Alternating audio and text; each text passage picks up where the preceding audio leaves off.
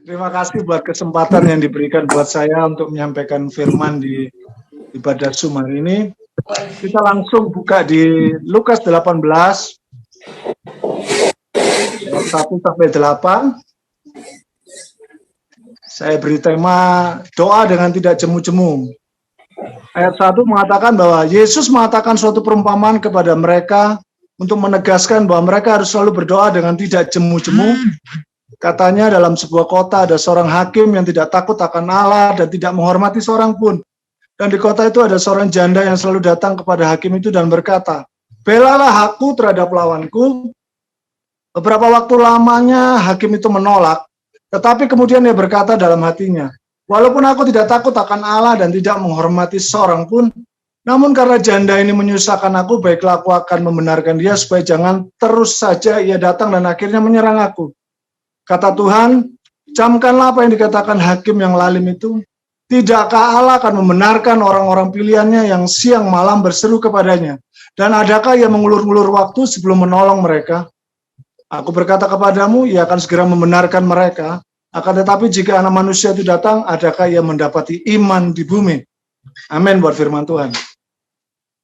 Waktu saya merenungkan firman Tuhan hari ini, kita tahu kita melewati masa 2 tahun yang cukup menyesakkan buat beberapa orang. Saya menganggap itu sebagai masa pemurnian buat setiap kita ya. Banyak orang yang jatuh, banyak orang ada sampai pulang karena sakit COVID yang begitu melanda. Tapi buat saya secara pribadi, 2 tahun ini buat saya adalah masa pemurnian buat saya secara pribadi, supaya saya bisa melihat Tuhan di atas segala masalah saya. Sehingga saya menyampaikan firman ini dikatakan bahwa doa dengan tidak jemu-jemu. Lalu kita lihat di ayat 1 dikatakan bahwa Tuhan menegaskan. Kata menegaskan dan bahwa mereka harus selalu, ada 2 kata yang ditekankan oleh Yesus sebelum mengatakan perumpamaan itu, bahwa kata menegaskan, saudara. Menegaskan itu artinya mengatakan dengan pasti. Jadi Tuhan mengatakan harus ini dengan pasti. Dia dengan tidak ragu-ragu Tuhan ngomong pasti, tentu, menerangkan apa tujuan Tuhan. Tuhan ngomong dengan menegaskan harus doa dengan tidak jemu-jemu. Dikatakan harus selalu. Harus selalu itu maknanya bahwa itu perlu, benar dan tepat. Dikatakan bahwa setiap waktu, selalu itu berbicara setiap waktu, tidak pernah berubah dari dulu sampai sekarang. Itu terus kita lakukan. Karena apa? Itu yang menjadi kebutuhan kita. Saudara lihat 2 tahun ini, apa yang saudara kerjakan? Saya pernah kesaksian di Zoom bahwa waktu kami sedang kekurangan, kami nggak bisa berbuat apa-apa. Kami cuma duduk dan waktu itu saya cuci celana jeans saya, tiba-tiba celana jeans saya jatuh sebuah kalung. Saya nggak tahu itu emas atau bukan, istri saya yang tahu. Ini emas, Pak. Saya nggak yakin. Tapi waktu dia bilang, sudah kita jual. Istri saya jual, ya kamu yang jual ya, saya nggak mau, saya bilang gitu. Ternyata dijual, sudah laku 2 juta. Dan sampai hari ini saya nggak tahu itu kalung saya. Artinya Tuhan hari ini sedang berbicara buat kita 2 tahun ini. Ayo, cari aku lebih lagi cari aku. Tuhan akan bawa kita mengalami pengalaman-pengalaman yang spektakuler buat saya. Saya mengalami hal-hal yang nggak bisa saya jangkau dengan pikiran saya. Makanya saya sampaikan doa dengan tidak jemu-jemu. Tuhan katakan 2 hal. Menegaskan, jadi harus saudara lakukan. Dan yang kedua, katakan harus selalu, tidak pernah berhenti. Itu yang benar, kata Tuhan. Mengapa kita harus berdoa dengan tidak jemu-jemu? Berkata jemu-jemu artinya apa, saudara? Kita nggak pernah lelah. Terus semangat. Tidak tawar hati. Terus semangat. Apakah saudara sedang lemah hari ini? Tuhan ingatkan, tetap doa dengan tidak jemu-jemu. Karena hari ini banyak orang yang semangatnya mulai kendor. Saya ini suka ke pasar, saudara. Nemenin istri saya belanja, saya lihat harga-harga itu, saya cuma tutup telinga, saudara. Saya nggak mau dengar ini, ini saya nggak mau dengar. Saya cuma percaya Tuhan, aku percaya Engkau lebih dari segalanya. Engkau lebih dari keperluanku, Engkau lebih dari kebutuhanku, Engkau lebih dari apa yang aku lihat. Kita tahu bahwa penglihatan kita itu terbatas. Waktu ada di tembok di depan kita nggak bisa melihat belakang kita itu apa lagi. Terbatas. Tapi waktu kita mau mencoba mencari Tuhan dengan semangat, Tuhan yang akan mencukupkan semua. Saya hidup dari seorang mama yang janda umur 30 tahun, dengan anak, 6 orang anak. Mama saya itu cuma ajar satu dari dulu. Mama saya dari Ambon. Kami ini besar-besar Ambon, tapi Ambon Kart, saudara, besar di Jawa. Jadi bahasa Ambonnya nggak terlalu bisa. Tapi mama saya cuma warisan yang mama taruh dari saya kecil sampai hari ini, doa. Dalam keadaan apapun, doa. Sampai kami bisa kuliah semua 6 orang anak tanpa ada penghasilan yang jelas, karena mama saya pekerjaannya hanya pendoa. Tapi itu yang mama saya beri contoh sampai hari, dan saya membuktikan 3 tahun ini saya melewati dengan sukacita. Walaupun yang kami lihat itu membuat kita menangis. Tapi saya percaya waktu saya tahu ada Tuhan, kita akan melewati semua. Kita akan masuk dalam poin. Dikatakan, mengapa kita harus berdoa dengan tidak jemu-jemu? Dikatakan di Lukas 18 ayat 2, di dalam sebuah kota ada seorang hakim yang tidak takut akan Allah dan tidak menghormati seorang pun. Mengapa Tuhan kasih kata hakim? Hakim itu adalah seorang pengadil dari sebuah perkara. Buat orang dunia, mereka yang memutuskan perkara ini benar atau salah. Tapi dikatakan dalam Alkitab bahwa dia bukan orang yang benar dan tidak takut akan orang. Tuhan mengajarkan kita, kenapa kita harus berdoa dengan jemu-jemu. Jangan pernah berharap bahwa dunia ini akan ada keadilan. Itu pertama yang harus saudara ingat. Makanya itu Yeremia 17 ayat 5 mengatakan, terkutuklah orang yang mengandalkan manusia, yang mengandalkan kekuatannya sendiri, dan hatinya menjauh daripada Tuhan. Makanya Tuhan kasih contoh seorang hakim, yang buat dunia ini adalah orang yang paling adil. Kita lihat dunia sekarang makin gila. Makanya Tuhan katakan, kalau kamu berdoa dengan tidak jemu-jemu, kamu akan kalah dengan keadaan yang ada ini. Berdoalah dengan jemu-jemu, tetap percaya bahwa Tuhan akan membela semua perkaramu. Gak perlu engkau takut apapun. Saya mempunyai pengalaman dengan hal ini, saudara. Waktu lalu gereja kami sempat buka sama Bu Gembala di Hotel Tretes Raya. Kami mengadakan acara gitu, tiba-tiba ada salah seorangnya tuh bertobat. Tapi hal itu menjadi masalah karena pegawai ini seorang Muslim. Lalu dia mungkin ada pegawai-pegawai lain yang tidak suka, ceritalah, akhirnya gereja kami ditutup, saudara.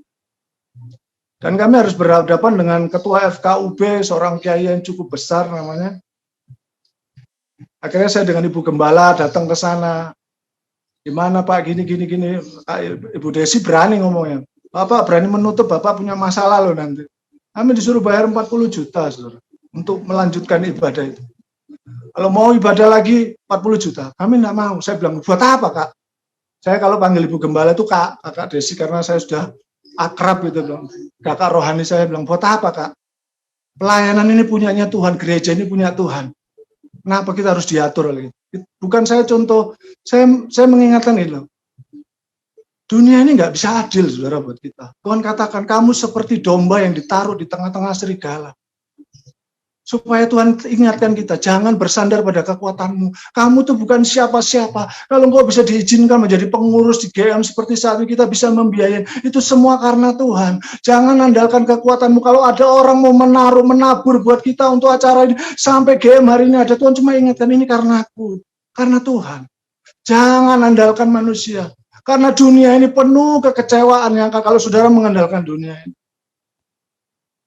Yang terakhir saya dengar, kiai ini, saudara, ya saya semoga ini bukan doa, meninggal, saudara, dalam waktu 6 bulan dari kejadian itu.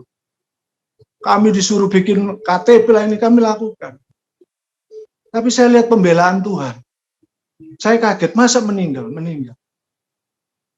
Karena waktu engkau mencoba-coba dengan Tuhan, kita waktu menyerahkan itu semua ke dalam tangan Tuhan. Tuhan yang akan berurusan. Saudara jangan takut, jangan gentar. Apapun yang saudara jalani, lakukan, maju. Karena apa? Kita punya Tuhan yang dahsyat. Itu aja. Saya diajari mama saya, kamu punya Tuhan yang dahsyat, maju aja. Makanya Tuhan kasih perumpamaan pertama itu adalah hakim. Buat dunia, hakim itu adalah seorang yang adil. Tapi buat Tuhan, hakim pun bisa tidak melakukan sesuai dengan kehendak Tuhan. Makanya Tuhan bilang, jangan jemu-jemu berdoa. Karena itu andalkan Tuhan dalam hidupmu. Amin. Itu poin yang pertama. Poin yang kedua, di Lukas 18 ayat 4-5 dikatakan beberapa waktu lamanya hakim itu menolak, tapi kemudian dia berkata dalam hatinya, walaupun aku tidak takut akan Allah dan tidak menghormati seorang pun, namun karena janda ini menyusahkan aku, baiklah aku membenarkan dia supaya jangan terus saja ia datang dan akhirnya menyerang aku. Saudara lihat kata hakim itu, saya cuma mengingatkan satu, bahwa hakim yang keras seperti itu menyerah. Artinya di dunia ini tidak ada perkara yang tidak akan selesai. Artinya di dalam Tuhan tidak ada yang mustahil buat Tuhan. Hakim yang keras itu pun akhirnya menyerah karena seorang janda ini. Kenapa kita harus berdoa dengan tidak jemu-jemu? Karena bagi Tuhan tidak ada yang mustahil. Amin. Itu yang perlu kita tanamkan dalam hidup kita buat Tuhan. Waktu kita berdoa tiap hari mencari Tuhan, bukan lagi merengek-rengek perlu ini Tuhan, perlu ini. Tapi saudara harus punya keyakinan bahwa bagi Tuhan tidak ada yang mustahil. Makanya hakim itu akhirnya menyerah dengan keadaan yang ada. Dengan apa? Seorang janda yang diizinkan bertemu dengan. Padahal dijelas dituliskan dia tidak takut Tuhan. Tapi waktu engkau berdoa dengan tidak jemu-jemu, Tuhan akan buat mujizat. Amin. Itu yang penting. Kita punya Tuhan yang dahsyat. Saya pernah kejadian waktu mama saya sedang pelayanan keluar pulau. Kami ini sering ditinggal, saudara, waktu kecil. Bisa 1 bulan, mama saya pokoknya muter di seluruh Indonesia, itu kerjanya gitu. Suatu waktu kakak saya kehilangan semua uang untuk makan kami ke depan. Akhirnya kami ini nggak ngerti, karena kami ini biasa diajarin nyanyi. Akhirnya saya dengan kakak-kakak saya naik di atas pohon, saudara. Tapi jangan ditiru, saudara ya.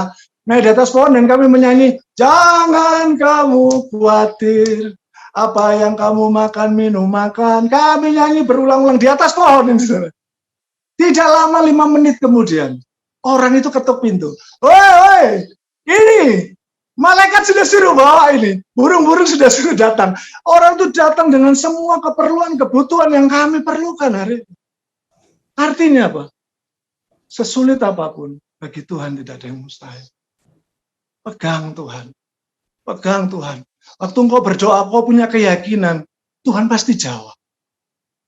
Jadi bukan lagi berdoa sebagai seorang yang, Tuhan aku butuh ini, Tuhan aku perlu ini, Tuhan aku mau ini. Aduh, itu tidak zamannya. Karena saudara lihat, kalau saudara bisa melewati masa krisis seperti saat ini, orang meninggal itu seperti waduh, kiri kanan 10.000 sebelah kanan, 1.000 sebelah kiri. Orang mati seperti kabar itu seperti biasa. Tapi saudara dipelihara oleh Tuhan sampai hari. Artinya bagi Tuhan tidak ada yang mustahil. Pegang tangan Tuhan. Mampukan aku Tuhan. Aku percaya. Waktu saya melihat makanan itu sudah dikumpulkan sama anak kecil, kita langsung makan. Ada pisang goreng, ada pohon goreng, ada semua, ada beras. Hanya karena apa? Kita percaya. Tuhan tidak perhitungkan caramu berdoa. Tuhan perhitungkan apa? Waktu engkau percaya buat Tuhan. Dan waktu saya naik di atas pohon, tidak pernah berpikir bahwa akan ada seorang mengirimkan itu. Tidak, saya cuma menyanyikan. Tuhan katanya firman-Mu. Tuhan ngomong bahwa jangan kamu khawatir apa yang kamu makan, minum, makan. Cuma nyanyi. Berdasarkan itulah iman kita. Itu yang bisa kita lakukan. Ya sudah itu. Jangan paksa-paksa lagi dengan cara bisik ke sana, aku butuh ini, butuh ini. Tidak penting, saudara. Stop. Ini waktunya kita mengenal Tuhan dengan benar. Makanya Tuhan katakan, hakim itu akhirnya menyerah. Hakim yang keras seperti itu akan menyerah. Masalah saudara pasti hancur di tangan Tuhan. Waktu engkau percaya, bagi Tuhan tidak ada yang mustahil. Makanya Tuhan katakan, waktu engkau berdoa, percayalah bahwa engkau sudah mendapatkan semua. Artinya apa? Tuhan kita itu di atas segalanya. Yang penting waktu kamu berdoa, kamu tahu nggak Tuhanmu ini perkasa. Apakah Tuhanmu ini dahsyat? Itu yang lebih penting daripada hanya memikirkan pergumulan dan pergumulan. Dari contoh hal ini. Yang penting kita datang sama Tuhan. Tuhan ini, Tuhan ini, Tuhan ini. Tuhan akan jawab sesuai dengan porsi yang saudara butuhkan. Amin. Yang ketiga kita akan belajar tentang janda, saudara. Di Lukas 18 ayat 3 dikatakan demikian, saudara. Bentar, saudara ya. Lukas 18 ayat 3. Di kota itu ada seorang janda yang selalu datang kepada hakim itu dan berkata, belalah hakku terhadap lawanku. Kalau kita lihat ini, saudara, dalam satu kota ada hakim yang tidak takut Tuhan, ada janda yang butuh perkara. Dari hal ini apa yang kita pelajari? Satu hal yang saudara harus pelajari. Di bumi ini tempat masalah. Tuhan katakan di dalam satu kota itu ada hakim dan ada janda. Mereka ini bermasalah sebetulnya. Buat hakim, janda ini suatu masalah. Tapi buat janda ini dia butuh hakim. Jadi dalam dunia ini saudara tidak boleh hindari masalah. Saudara harus tahu bahwa di dunia ini tempatnya masalah. Kalau saudara tidak mau ada masalah, ya saudara harus pulang ke Bapa, itu lebih baik. Tapi dari masalah ini diingatkan bahwa ada hakim, ada janda dalam satu kota. Dimanapun kita berada, ditempatkan dimanapun kita berada, kita ada masalah, pasti ada tekanan, ada problem, ada gesekan, entah itu satu rumah, entah itu dengan orang di gereja, entah dengan tetangga, pasti ada gesekan-gesekan. Ya mungkin orang itu membuat kita nggak nyaman, mungkin orang itu membuat kita jengkel, aduh Tuhan. Tapi satu hal yang Tuhan ingin kita belajar bahwa dari hal ini Tuhan ajarkan yang ketiga adalah mari kita berjaga-jaga. Berjaga-jaga. Karena kita nggak tahu masalah itu kapan datang. Mungkin saudara jalan 5 meter dari rumah, tiba-tiba kesenggol lah, kejatuh lah. Ada aja saudara. Tapi Tuhan ingatkan kita harus berjaga-jaga dalam skala. Tidak sanggupkan kau berjaga-jaga 1 jam, kata Tuhan. Supaya kamu terluput dari masalah, dari tekanan. Ayat di Lukas 21 ayat 36 mengatakan, berjaga-jagalah senantiasa sambil berdoa, supaya kamu beroleh kekuatan untuk luput dari semua yang akan terjadi itu, dan supaya kamu tahan berdiri di hadapan anak manusia. Berjaga-jagalah senantiasa sambil berdoa, supaya kamu beroleh kekuatan untuk luput, saudara. Waktu kita doa dengan tidak jemu-jemu, Tuhan akan luputkan saudara. Jadi saudara jangan berpikir, kalau belum waktunya Tuhan panggil, saudara tidak usah takut. Saudara percaya waktu saudara doa dengan jemu-jemu, Tuhan akan kasih kekuatan untuk apa? Luput dari masalah itu. Walaupun nyaris, tapi saudara percaya itu akan luputkan saudara semua. Amin. Tahun 2018, saya lagi tidur, saudara. Saya itu lagi tidur, tiba-tiba saya melihat ada seseorang, nggak tahu itu siapa, dia marah-marah berantem sama saya. Ini mimpi, saudara ya. Bulan Januari kalau nggak salah, itu berantem. Akhirnya dia tuh kalah, saudara. Dia bilang, awas ya, tunggu kamu bulan Mei, aku akan datang. Saya sampaikan di jemaat. Saya nggak tahu, saudara, saya bilang di jemaat itu, tahun 2018 itu apa yang akan terjadi. Tapi di bulan Mei ini saya kok dapat hal itu. Saudara tahu apa yang terjadi di 2018 bulan Mei? Itu pemboman gereja di Surabaya, saudara. Itu terjadi, saudara. Dan kalau nggak salah 2 kali gereja ada di Kupang sama Polrestabes itu pun diledakkan. Itu saya kesaksian sama jemaat, saya bilang awas bulan Mei. Ternyata benar, Mei itu terjadi yang masa menegangkan untuk Jawa Timur. Semua gereja-gereja tempat kita harus gini. Tapi satu hal saya bersyukur bahwa kita punya Tuhan yang dahsyat. Dia selalu memberitahukan kita. Jadi waktu orang di Surabaya ketakutan, kami tenang karena apa? Tuhan sudah ngomong. Makanya waktu kita berdoa dengan tidak jemu-jemu, Tuhan akan luputkan dengan caranya. Jadi saudara jangan hari ini jangan takut, belum apa, jangan takut karena apa? Kalau belum waktu Tuhan suruh, lewatnya nggak akan lewat, saudara. Saudara akan aman. Percayalah Tuhan kita itu terlalu luar biasa untuk kita bayangkan dengan akal budi kita. Dia di luar pemikiran kita. Rancangannya bukan rancanganmu. Setingginya langit lebih tinggi Tuhan kita. Kepandaian kita itu hanya sedikit mengenal Tuhan kita. Sedikit, saudara. Jangan bangga. Karena itu yang Tuhan ajar saya selama ini. Tuhan bisa luputkan saya. Saya tuh waktu kejadian kemarin 2 tahun pandemi, saya bersentuhan langsung, saudara, dengan orang yang sakit.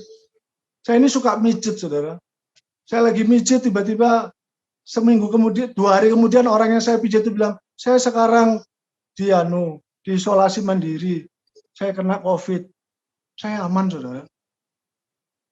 Mertua saya sakit COVID. Saya harus urus karena sudah tua. Urus. Tidak terjadi apa-apa itu. Saya tahu kita harus menjaga kesehatan. Saya tidak pernah tidak jaga kesehatan. Saya harus jaga kesehatan. Tapi segala sesuatu yang saya kerjakan, saya tanya Tuhan. Tetap nomor 1 Tuhan dalam hidup kita.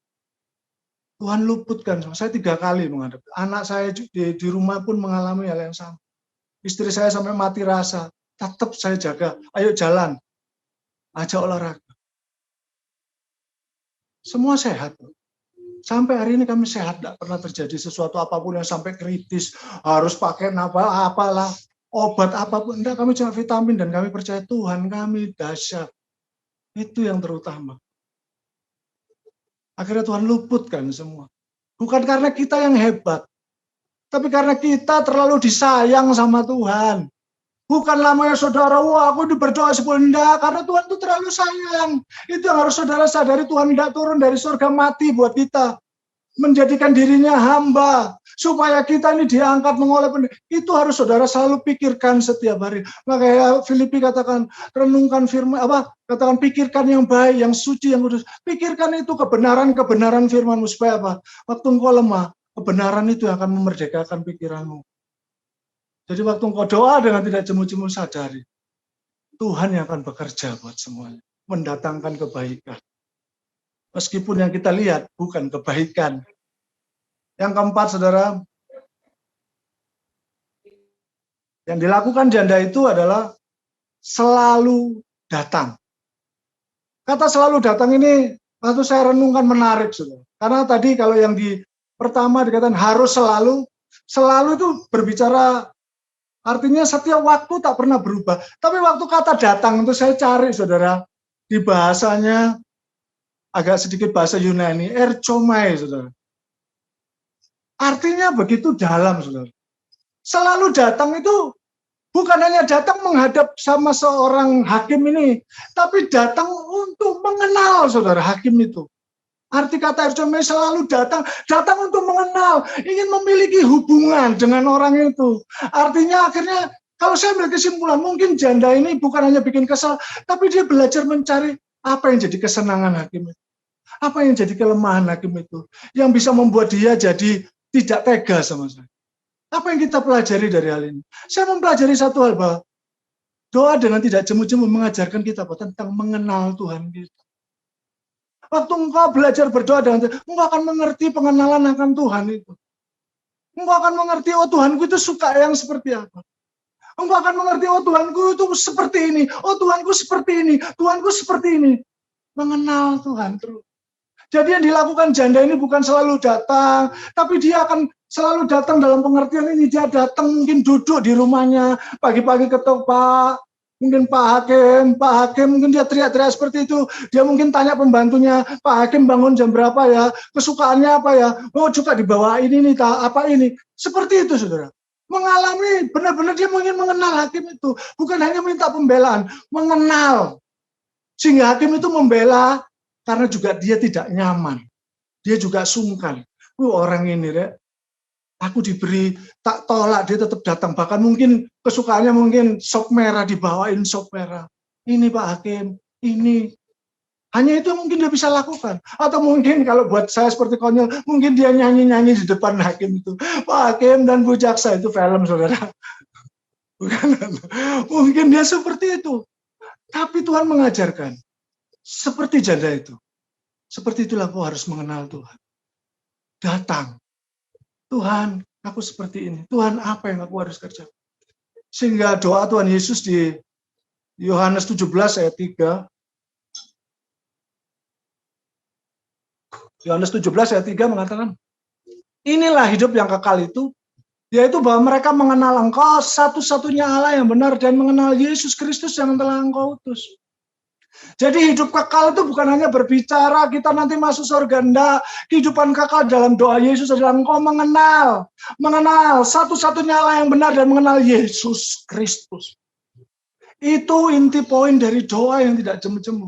Bukan sekadar permintaan, itu yang selalu saya katakan. Seringkali kita hanya doa waktu masalah, tekanan, mengimpit ini bagaimana. Itu perlu. Tapi mengenal Tuhan itu lebih perlu, saudara. Saya punya teman lumayan orang kaya. Saya belum ngomong karena dia kenal saya. Kamu butuh apa? Sudah ditanya itu manusia, saudara. Apalagi Tuhan. Mari mengenal Tuhan kita. Istri saya cuma mata saya lagi apa dia tahu. Kamu marah, kamu jengkel, kamu nggak suka. Pengenalan itu yang perlu. Bukan aktivitas keagamaan kita, bukan aktivitasnya, tapi pengenalan akan Tuhan itu yang akan membuat kita semakin kuat. Untuk hari ini, untuk bulan ini, untuk tahun ke depan ini, kita perlu mengenal Tuhan kita lebih lagi. Bukan kata orang seperti kata Ayub. Ayub itu kurang baik apa, saudara? Kalau firman Tuhan catat.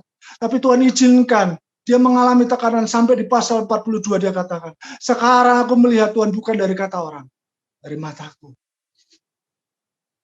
Itu lebih penting daripada Tuhan. Kita takut akan Tuhan, itu sudah diberkati sama Tuhan. Karena apa? Sudah ada contoh Ayub. Dia takut Tuhan, menjauhi kejahatan, hidup benar-benar dalam Tuhan. Tuhan berkati, bahkan dia orang terkaya dari timur. Kenapa itu kurang? Buat Tuhan justru buat bahan percobaan. Ayo lihatin itu Ayub. Karena buat Tuhan mengenal dia lebih dari segalanya itu lebih penting.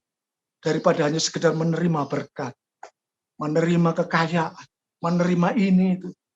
Itu perlu buat hidup kita di dunia. Tapi buat Tuhan, aku lebih dari segalanya. Yang terakhir, saudara, dikatakan di Lukas 18 ayat 6-8, camkanlah apa yang dikatakan hakim yang lalim itu tidak kalah akan membenarkan orang-orang pilihan yang siang malam berseru kepadanya. Dan adakah yang mengulur-ngulur waktu sebelum menolong mereka? Aku berkata kepadamu, ia akan segera membenarkan mereka, akan tetapi jika anak manusia itu datang, adakah yang mendapati iman di bumi? Dikatakan Tuhan, camkanlah apa yang dikatakan hakim yang lalim itu. Orang yang tidak takut Tuhan aja bisa berkata seperti itu, merasa terganggu.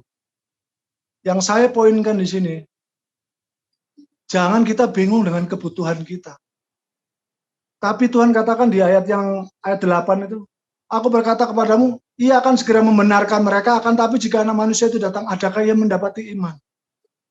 Buat saya itu suatu pertanyaan, saudara. Membenarkan sama iman penting mana? Gitu, saudara. Buat Tuhan yang paling penting itu iman, bukan hanya dibenarkan. Dikatakan di Ibrani, saudara, 11 ayat 6. Tetapi tanpa iman, tidak mungkin orang berkenan kepada Allah.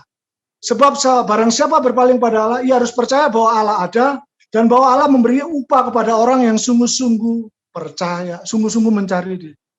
Jadi buat Tuhan, bergantung akan Tuhan melalui iman percaya kita, itu lebih penting daripada jawaban doa kita.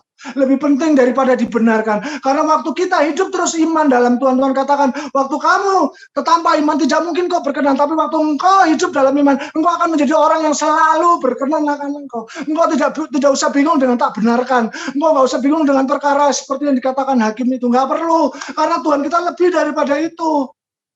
Jadi Tuhan mau selangkah lebih maju, yaitu apa? Kita miliki iman. Iman itu berbicara bergantungan kita setiap hari akan Tuhan. Waktu kita terus bergantung akan Tuhan, percayalah, engkau akan selalu dibenarkan. Engkau akan selalu berkenan di hadapan Dia. Engkau akan selalu dijawab. Kenapa? Engkau mengerti apa yang Tuhan mau. Jadi dari doa yang tidak jemu-jemu itu, selain mendapat pengenalan Tuhan mau, doa jemu-jemu itu adalah cara kita bergantung akan Tuhan. Jadi melalui firman ini, entah masalah saudara apa, percayalah Tuhan kita dahsyat. Amin. Lakukan bagian saudara, dan kita akan melihat apa yang akan Tuhan kerjakan buat kita.